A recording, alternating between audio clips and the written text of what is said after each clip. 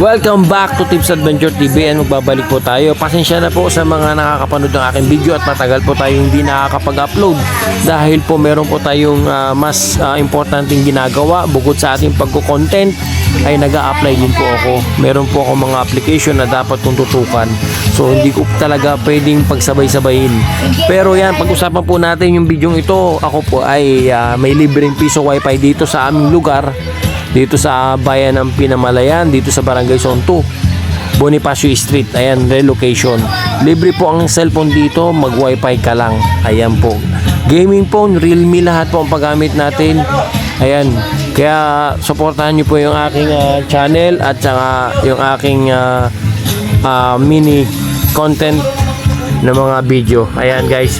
So, papakita ko sa aking video kung paano ko dinidiskarte yung aking wifi yan dito. Siyempre, naglagay po tayo ng mga magagandang cellphone.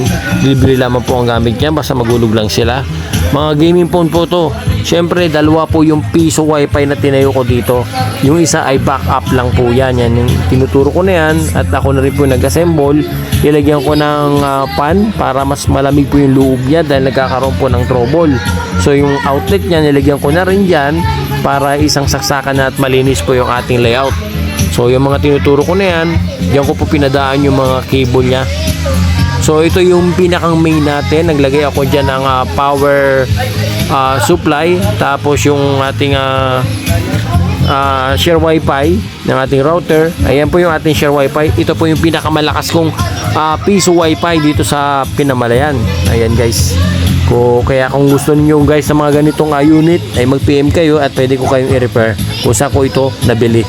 Ayan, may mga LED signage pa tayo kung ganyan po yung kagandahan ng aking piso wifi.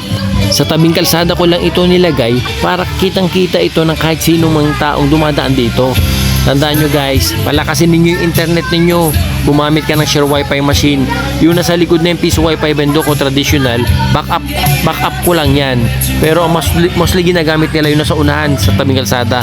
At yan ay napakalakas. Siyempre dapat malakas internet mo. At gumamit din tayo ng magagandang cellphone na palibre natin. So yun lang ang tip ko guys ha. At mag-ingat kayo. Maraming salamat sa inyong panonood. Happy earnings. God bless.